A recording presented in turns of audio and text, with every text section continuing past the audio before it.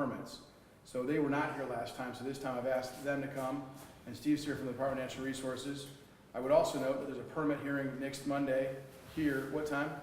Probably 6 o'clock. It'll be over at the little house. Yeah, so I would highly recommend people that can make it to be at that meeting as well. But I thought we'd start off with, after our meeting late last fall, state EPA came out and did a full assessment. They did groundwater, air, and soil sampling.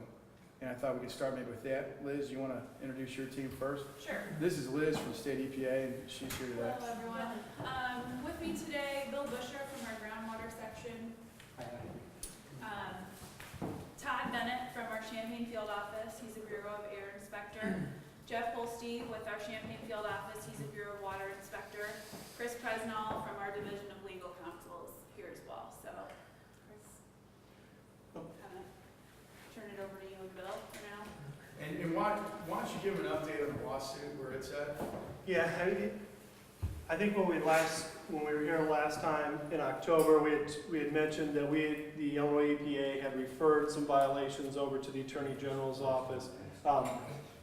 I'm an air attorney, and they were also working on some water violations as well, so we would have a multimedia enforcement action. And so since that time, the Illinois Attorney General's office has incorporated our air violations into their pre-existing water case. And in February, I personally and some other folks in the Attorney General's office met with Alpena to discuss resolution of that case. And there's not a whole lot, you've probably heard that old cliche before, that you can't talk a lot about settlement negotiations because it hasn't been finalized, but I can say that we're moving forward. We're discussing with the company how to resolve it, and a lot of that's going to sort of dovetail eventually into the discussion of the reclamation plan, how to speed things up, how to get that site turned back into ultimately not just a pond with water and biosolids and gypsum and stuff sitting scattered about the site. So I think that lawsuit is progressing, the settlements. We're hoping to settle it, but if they don't meet our terms, then we won't settle it, and we'll go to litigation. But that's progressing. That's a good thing. That's a positive from my standpoint. What was the claim that you added related to air quality? It was we have a general air pollution claim of the odors was really the big thing from the biosolids, and creating sort of a nuisance type situation so that people couldn't frankly enjoy being outside or being and so in the interim, as some of you may know, what they did is they put some lime over the biosolids to try to knock down the smell.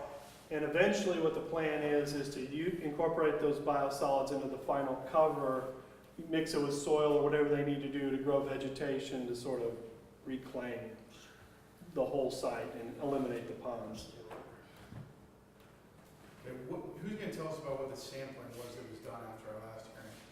And by the way, for folks, I was off at our last meeting from a timeline perspective.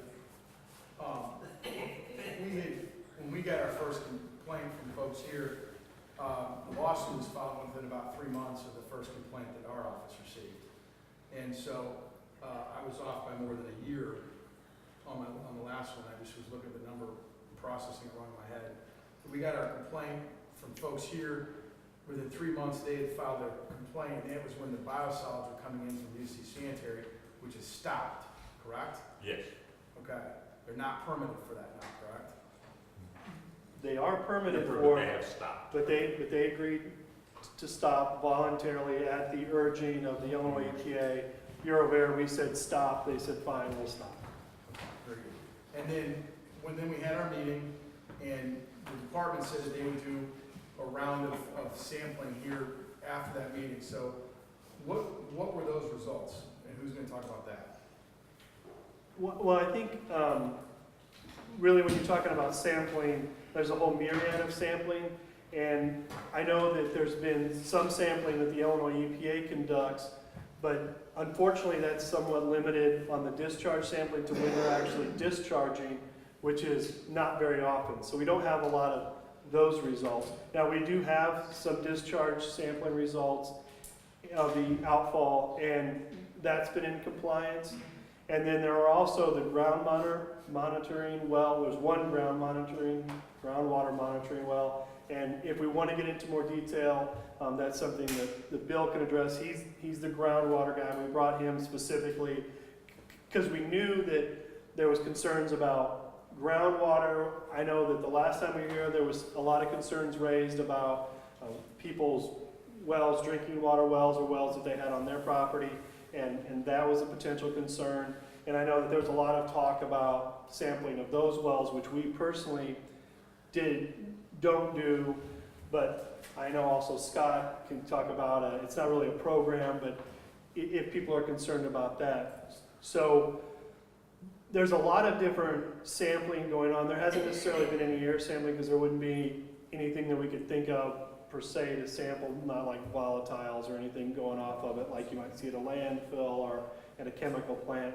And I'm not aware of any specific soil testing that's been done. Most of the sampling is a combination of what we do, surface water and groundwater, and then what the company is required to do via permit to monitor and report, and we look at that as well. So what are the results? Well, everything that we've seen thus far, did you want to speak to that? No, the company takes quarterly samples of the groundwater monitoring well that's situated in the southwest corner of the property there, which is down gradient. That's the way the groundwater flows, would be to the southwest. They have a monitoring well there and have brought samples for the last 5 years. And they are all in compliance, in fact, very low in most of the standards that are out there. The foundation soils that are underneath the impounding structure now on that property are very clayey silts with very low permeability, means water doesn't percolate down through them very readily. They have permeabilities, or how the water goes through, very similar to what a landfill liner would be. They have what they call 10 to the minus 7, 10 to the minus 8 type permeability, which is very, very tight. Water doesn't really flow down through that. Obviously, the property has been here for well over, 50, 60 years. I don't know when the mine originally started, back in the 50s and 60s. Late 40s, I think. Even further back. So the mine's been here for at least the facilities over there for 60, 70 years. They did expand the impounding structure back in the late 1980s. And at that time, that was underneath our program. Our program for regulating coal mining began around 1982. So this mine already existed. It kind of grew into our program as an existing mine. But the expansion of that impoundment was under our program. They had to provide soil borings and sampling of the foundation soils there to show that water wouldn't readily percolate down through it. They had to move a field tile, I believe that ran, the 30-inch tile that ran right next to their property. I think it was moved out away from it to where its current location is. But the sampling that they have done at their monitoring well has shown no impact to that well over the years that it's been there. It's been since 1982 that monitoring well's been there. And the last 5 years of data is extremely good. Total dissolved solids, real low, 200 to 400 range, which is extremely good water for groundwater. We also conducted a sampling this spring because there was concerns about algal growth and fungi growing downstream of where that tile daylight's there, Route 36. That was brought up as a concern last year. We took samples of in that tile north of the mine where there's an access port, and then further south. And there was very little difference in the two waters, so there's not really an impact from the mine on that tile water. When was that? When was that?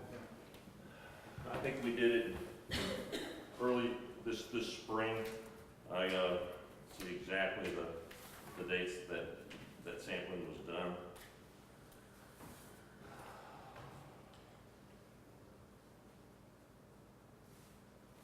April 4th, we took samples of upstream and downstream. You're checking out the wells? No, we have not checked anyone's wells. We haven't had any complaints. I don't know, I got one, but I don't want to see it. Yeah, no, we, Use it. the last complaint that we had was in 2011, and I think it was a dust complaint. We will respond to any complaint that you know, we give us a call. You know, if there's something wrong, we'll come out and check. We do every time. If we I had get, to close one of my wells because it's pumped. The county made me close it. okay. But the last time we had a complaint was in 2011, except for this last year when there was a complaint about the algal and fungal growth in the stream. We responded to both of those. So we've had very few complaints. We can't respond unless somebody calls us. When we have well water, where should we have it tested? Are you still saying Department of Natural Resources, or should we get a state survey, water survey, or what do you recommend? Well, it depends. If you think there's something wrong with your well, depending upon your location, you know, we'll investigate and try to determine if the mine has a potential to impact the well, depending upon where your home is and its location of the well in comparison to where the property is, which way the general flow direction is of the groundwater. We would test if there's a potential for the mine to have impacted your well. But we'll do that on an individual basis. I have some cards I brought today, and I'll pass them out. If you have a question or some, just give our department a call, and we'll investigate. So, so let's be clear here. Yeah. Let's see, where are we at now? We're staying in the middle of town.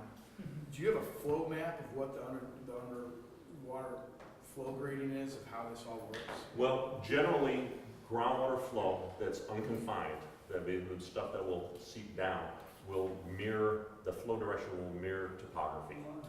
So which way surface water flows is the way the groundwater will flow. So it really won't flow towards town. It's going to flow towards the south and west. Well, I got a water ground stream goes under my well that I closed, and it goes from my, say, west, my house, or east of my house, and it comes out and goes out through the field and it circles back out towards the river track. So but you're saying that if people want to contact you Yes. individually, you'll Yeah. work with them? Yes, if they'll call, if I'll give my cards out, and you can, if somebody's got a reason to believe that their well may be impacted, we will investigate and evaluate that. And if we feel that the mine has potential to have impacted your well, we'll have it tested. It costs you to have it tested. It's gonna cost us, yes. I don't know, I mean, if you come out and test my well, does it cost to have it tested? Does it cost you? Cost you? Yeah. No. Well, but we're gonna make sure, you know, we're not just gonna test your well, you know, to test it. It's got to have the potential of being impacted by the mine. Well, it's 3/4 of a mile from the mine. Well, when we find that, if you give me a call, let me know where you live in comparison to where the mine is, we'll take a look and see if. Right outside of town, 3/4 of a mile from mine. Well, we'll get your information. Yeah. So, I don't think anything wrong with it. so what other questions do folks have? Because when we left last time, we talked about three things. One was the lawsuit, which is moving forward. In fact, for this kind of lawsuit, it is moving forward with pretty big dispatch, I would suggest. And I'll give Prairie Rivers a shout out on this too. They were helpful in collecting some stuff to move with that. You guys at your meeting, Steve, you weren't here, and I will personally apologize to the EPA who was here. Last time the meeting was, this room was full, and EPA got hit with some questions that were probably better directed to Steve. But they wanted to know, folks wanted to know what the sampling was. Steve's brought that today. You can look at it, 5 years worth of the last 5 years of the data. We also discussed about getting samples done for people based on their personal use at home. Again, I think the offer here from Steve is, if you're in a proximity there, he'll work with you in figuring it out. But if you live, 5 miles to the northeast, but the other thing that's come up, guys, over the years is I've had a lot of people talk about when the vehicles are driving in and driving out, their tires are picking up some of what they're dropping off and then carrying it back out with them. That was a big complaint the last one we had. Does anyone want to talk about that? I haven't noticed that much, I've seen some. Yeah, that was a complaint the last one we had. Have you observed that, Todd, at all? I mean, just depending on, like when we had that dry last summer, when it was really bad, there was just a lot of, and they were trying to get a lot of that work done. There was a lot of dust being generated at that time, and we discussed with them about, we discussed with Alpena trying to make sure that they were taking care, watering the roadways where they were going to try to get that under control. And it looked like they made some improvements. I hadn't addressed specifically any of the material, any of the dust that was coming out on the highway there, but I'm sure it's just some rock, gravel roads. It's going to pick up some dust as they're coming out. But most of the material that they're bringing out, that kind of fine whitish powdery dust, that's really just road dust that they're just bringing along with them. The material that they're dropping off up at the site, it's kind of a heavier, wetter substance, so it's going to pretty much stay in where it is, where they drop it up top. But when they're driving up along the roads, it does pick up some of that dust from the road, and that's probably what's being brought out more than anything out on the I highway. go out there about once a day and push it, whatever it brought in. Yeah. And as a general matter, if it is a situation where, say, it's sort of the opposite, and it's a really wet spring as it's been, and there's a lot of mud being generated, and if they're tracking mud out onto the road, that is something that we would take a look at, and that's an issue. And if it becomes sort of a chronic problem where they're tracking out mud onto the road, then it's drying and kicking up dust or whatever, we can address that with them and see about them washing their trucks before they go back out on the highway, washing their tires down or something like that, if that becomes a pervasive problem with track out. There's been some out there, but don't think that much, because I go there about every day or 3 or 4 times a week at least. And one thing, sorry, go ahead.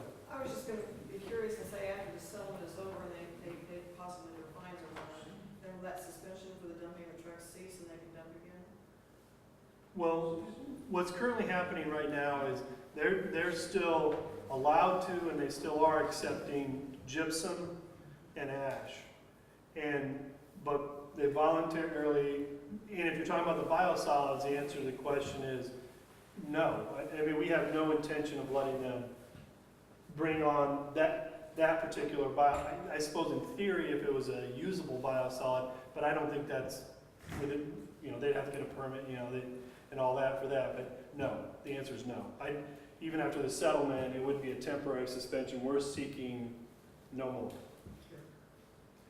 And then I was going to mention that after the last meeting, we heard a lot of concerns, and maybe you all have seen this, maybe not, but the Illinois EPA did last year put together a fact sheet that attempted to address a number of questions that were raised.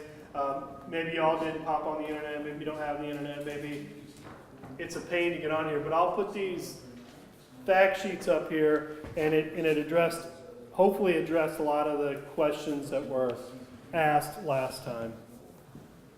What are the questions that local folks have for these guys? We only question too, we had a problem with Department of Natural Resources not knowing what the EPA was doing and vice versa. Are you now working together together? Well, there is coordination, and there truly was all the way through that period of time, and probably the people that were at this meeting weren't the ones that were coordinating. That was a problem, because this program for EPA is generally taken care of out of Marion, Illinois, down southern Illinois, and that's the individuals that we at DNR deal with.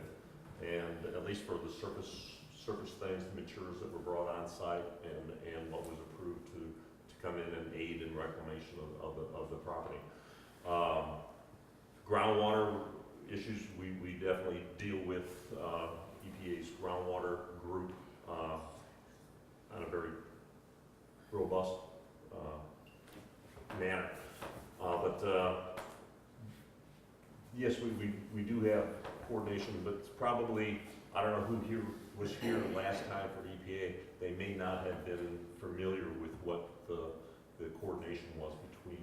That's good, because we were told that you issued the permit, but you really didn't know the problems that had been sent to EPA, and you were not working together, so. I mean, Steve, and just to clarify, with all due respect, when I hear people not having complaints since 2011, I had a ton of complaints through 2012, and we had a meeting here last year, this whole room was full. So there is a disconnect. There is a disconnect somewhere. Yeah. Because the complaints should get back to you. We would hope they would.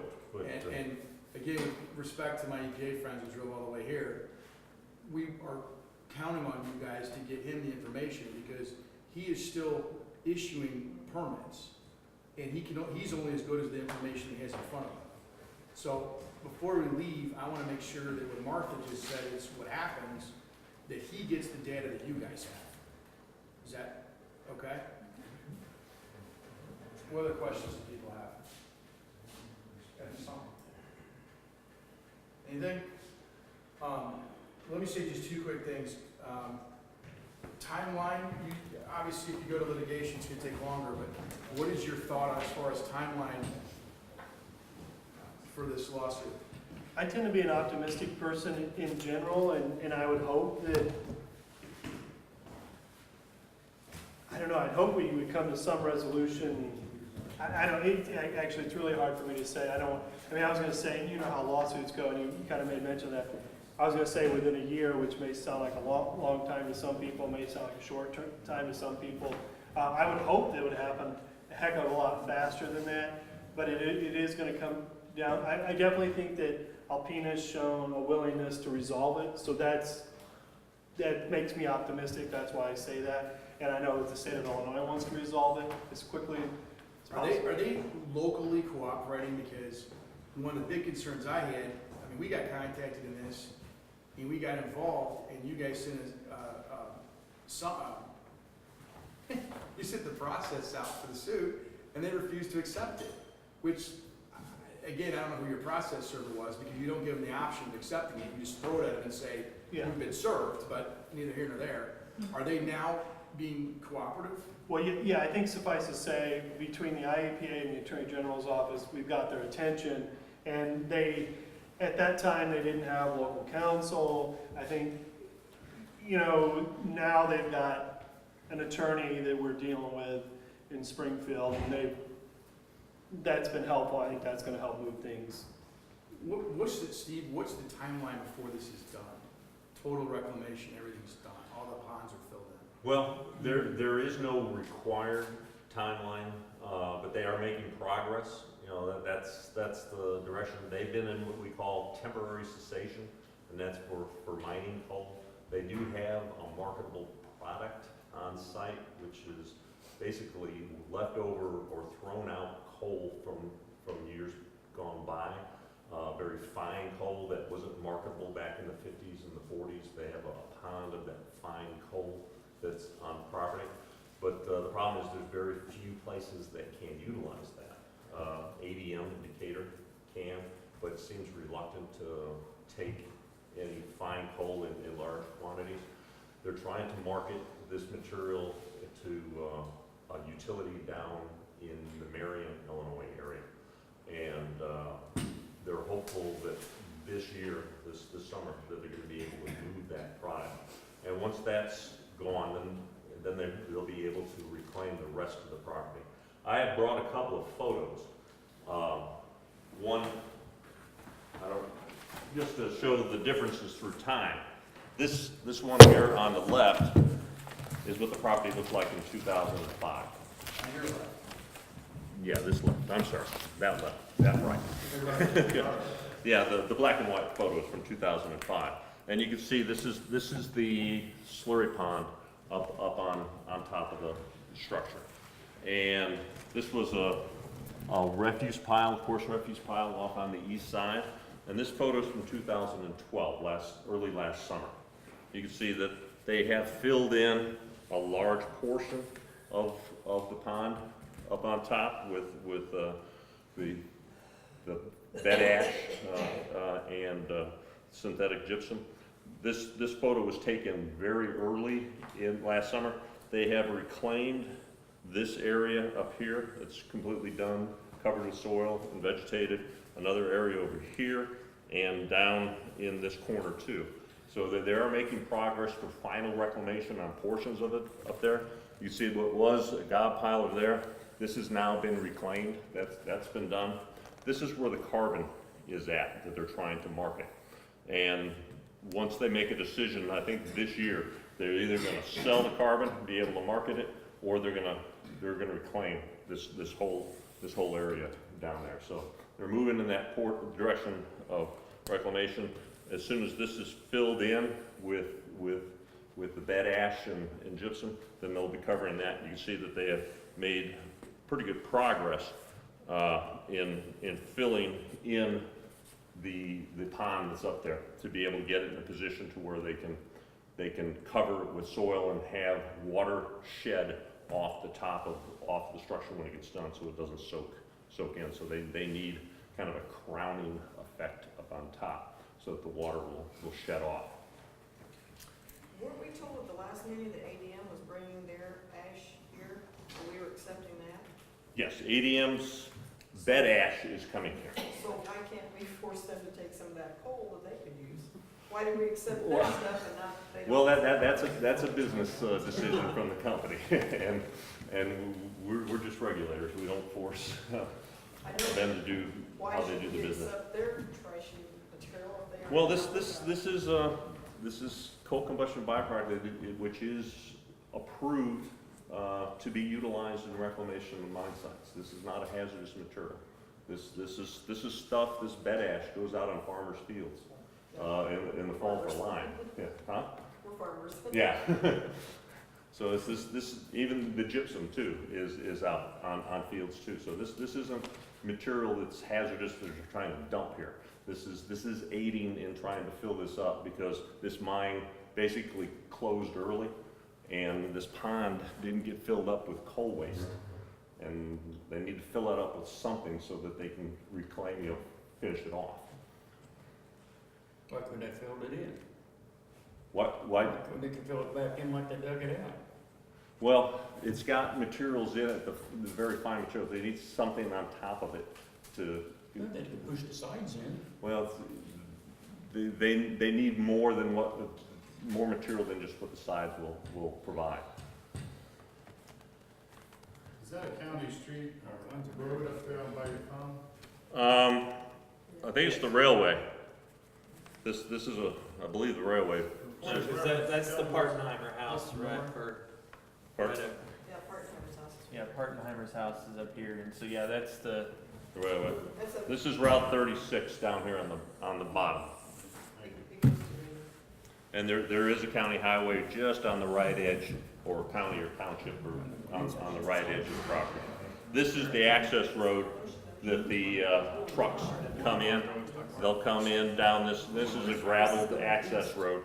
They come in, climb the impoundment, come over here and dump, and they come back out. So a lot of the materials, if it's white, is probably limestone dust from the roadway. Yes, sir. I got a question. The other day, they were dumping that fly ash out there, Yes. and that fly ash dust is blowing out there bad. Well, Across 36. I thought I they never was see supposed to, that. I thought that was supposed to be water being treated down. well, they used to bring fly ash out there, and that's a very talcum powder type material. Yeah, but while we were understood, that fly ash is supposed to be watered down to keep that from blowing. Right. In fact, It's not. they're not bringing fly ash anymore. They're probably bringing bread ash. Right out there, that dust is blowing out there. Well, occasionally, by mistake, some of the truckers will, from what I understand, will bring a load of fly ash when it's not supposed to be out there. Most of it is bed ash, which is the size of Because sand. I know that for a fact. Well, we need to know if that happens, give us a call. So when was this? Last week.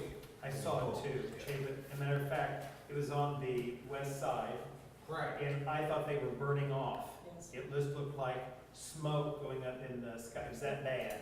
And on the west side, and you can see a dozer coming along the rim when I went by. So There was some heavy machinery. Did you see the top of it? So complaint noted? Yeah, we'll check to make sure that, the materials they're bringing are proper. So Jim, how often do you see that? That's the first time I saw it. And how long? First time ever?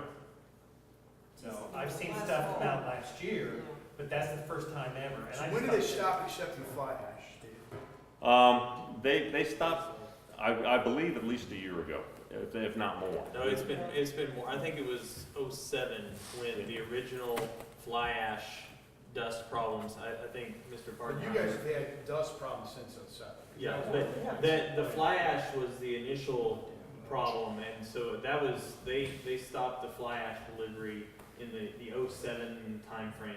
But still, from what I've seen, I know that the gypsum product, which is the finer white powder, that sometimes I've seen that'll blow around every once in a while, especially when they're kind of pushing it in to the pond. I've seen puffs of This was the the white. consistency, you see farmers burning cobs off the ditches and that type of stuff. That's the consistency, it looked like a thick white smoke all along the rim, and it was going up quite a way. Then it was probably one of the trucks after delivery coming up right along this road. What you see here is when you have truck traffic coming up all through here, that if you said it was coming on from the west side, Is that 36 down there? this is 36 right down here, It's coming on the 36 side. right down along here. On the ridge. I could see that either a dozer or a heavy piece of machinery, just the top of it, at the very top. And maybe the dozer pushing the Yeah. material into the pond if it has dried out up there. Yeah, sometimes I've seen the puffs of this So stuff. what do when you it do for gets that? pushed Require them to water it down, or what do you do? Well, generally, the material itself is kind of damp when it comes. If it sits up there too long, then it can dry out and be puffy. Okay, so who's the air person here? Okay. So you guys are gonna get together and respond to these guys complaining about last week? Yeah, because I haven't, because I was trying to track when the last call, I got a call from Zayla this morning to just let me know kind of about make sure I was going to be here at the meeting this morning.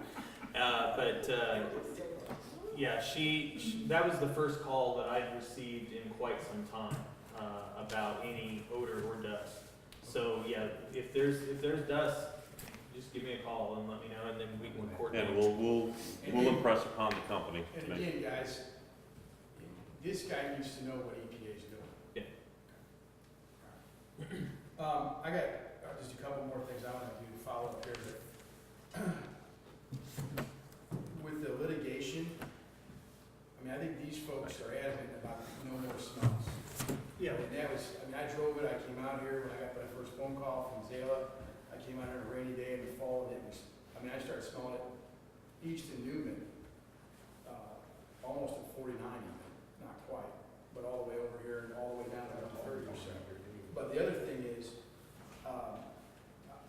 I want beefed up testing, because everybody here is worried. I know, Steve, you brought the soil samples, which is great, and I would encourage everybody to look at that. But, you know, it doesn't seem to me, to be out of the question, as you're working through this litigation, that these guys ought to sample all around to make sure that we're in good shape. Because you may have what you think is the gradient, but I want to make sure that we're actually down there in the soil, making sure it's okay. Is that understood? Understood. Okay. And by way of following up, you're a little bit late. Steve said that he'll work with locals on individual sampling, as long as you're in the proximity of the mine. You know, so if you're coming from Broadlands, don't expect to get a free soil test, but as long as you are, Steve will work with you. Does anybody have any other questions for these guys? So we're going to meet next Monday night. The meeting next Monday night will be over at the little, The purpose. it's the The mine has a permit from our mines minerals lasts for 5 years, and that 5-year period is over, and they have a right of successive renewal. And Per Rivers Network has requested public hearing on that renewal process. So we'll be looking at those issues that would be impacting the renewal of the permit. They only need a permit to mine coal. If they weren't going to remove coal fines from the property, they would not even need a permit, and they would still be liable for reclaiming the site, making sure it's taken care of, but they would not need a So permit is to this a do that. permit then to move that carbon Yes, off the corner there? But that's next Monday night at what time? 6 o'clock. Okay, and at the Prairie? Yeah, little. Yeah, we have one more question? No, it's over here. Oh, yeah, your point there is, yeah. Anything else? If they Yeah, go take them to court, and it's like most lawyers, how much are they gonna give them away and not really get to them? He's the lawyer. What's the question? Well, you know, when a lawyer goes to court, he'll dismiss this and dismiss that. How much are they gonna dismiss and let them get by with? Well, I think that as opposed to criminal law, where you hear a lot of that, where they charge somebody 15 counts and then they drop everything and they just That happened over Douglas County. stick them with what, we're more focused on, to me, it's not really a concern of what counts we're dealing with. We're focusing in on what we're gonna get out of them, and that's what Senator Rose was referring, is it additional testing? Is it a timeline for reclamation to speed that up? All of those things are what we're focused on, so unless we really get into litigation and those counts might come into some penalty stuff, but of course, here's the catch-22 on the penalty is we don't want to suck that company dry with penalties, then they don't have any money, and then you all will be like, okay, so the state socked them with a huge penalty, they went bankrupt, and there sits the pond. So we are really, really, really, that's what I'm focused on. Is, To phrase that differently, you're focused on cleanup, is that? yeah, we're focused on cleanup, and however we get, whether it's 10 counts in the lawsuit, 5 counts, 1 count, I'm not as concerned about that. I mean, it's important, but it's about the cleanup. We have one last question. Chapin, wouldn't it be of assistance if articles were more, or I was gonna say more periodically, but there have been none? Why, wouldn't it be a very good idea to put articles into the Champaign News Gazette and into the Decatur Herald in regard to all of this? Because very few people take the New and Independent. That's the only place that I knew it had been published in about this meeting. We've heard nothing since last fall's meeting. We've heard nothing. We were promised within 2 weeks we would get individual letters. We've heard nothing. Wouldn't it make sense to put it into the larger papers that people might actually be reading? So let's do this, and that's a fair point. And I'll also say, we're in session, we've been in session in January. In fact, starting tomorrow, I'm gonna be gone the entire rest of the month of May, Saturdays, Sundays inclusive. So Is there I think a it's a fair reporter point. in here for any of those papers? Right here. Great. Yeah, but part of why we wanted to do this was follow-up, first of all. I mean, it's important to me that we got back to the community Yes. with a report back. But I would think that it would help with your lawsuit. I would think that it would help with you finding out more from individuals if they are having difficulty, if it is indeed out there So once a month. So let me suggest this as an action step, okay? Action step 1 is everybody that wants to get into the testing requirement. And again, go back to 6 months. We said that was one of the things I was gonna try to do, was figure out a way to get people tested. We're glad Steve's here today with that offer. So we'll start down that as an action step, okay? I think maybe, mid-June-ish to the end of June, maybe have another one, okay? I don't want, and this is a lot of state payroll sitting here that isn't out testing things right now or prosecuting this That's lawsuit. good. That's our Right, tax money. no, I agree, but I'm just saying, we want them doing their jobs too, so we can't have a meeting every month. But I do think it's, let's maybe, Liz, 6 weeks maybe? 4 to 6 weeks, plan another one of these, would that work? Well, wouldn't you need to have a meeting if there was information coming out to us? I know, So, I mean, Well, with the did you- computer age, my goodness, and this gentleman is writing on his computer, she's taking notes, put them all together right, and give us Well, Would answers. be like maybe a newsletter that we could give yeah, to you, that's perfect. That would be wonderful. which you could distribute to All your right. constituents. So let's do this, I'll put a pad around here, give me your email, and then we'll work with Liz to try to get that. Is that good? Okay, but again, I mean, I wanna be honest, it's good for these guys to be here, because, like just today, with your complaint about the air from last week, that's new to them, that will help them. That's why we did the meeting, you know, back in late last fall, because it helps their case every time we do this. But we also have to give them time to do their jobs. You know, we can't always be at the town halls, but I'll pass that around and get it. Anything else for the good of the order? I got one that has nothing to do with this, but if anybody has anything else about Murdock Coal Mine. Okay. Jim, come here. Come here. So, Jim Ingram, our county clerk, went retired on me before I could give him his thank you from the state of Illinois. Thank you very much. Thanks, buddy.